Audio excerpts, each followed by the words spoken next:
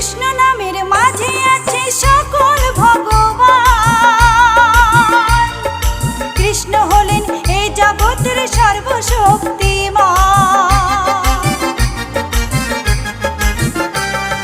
কৃষ্ণ নামের মাঝে আছে সকল ভগবান। কৃষ্ণ হলেন এই জগতের সর্বশক্তি।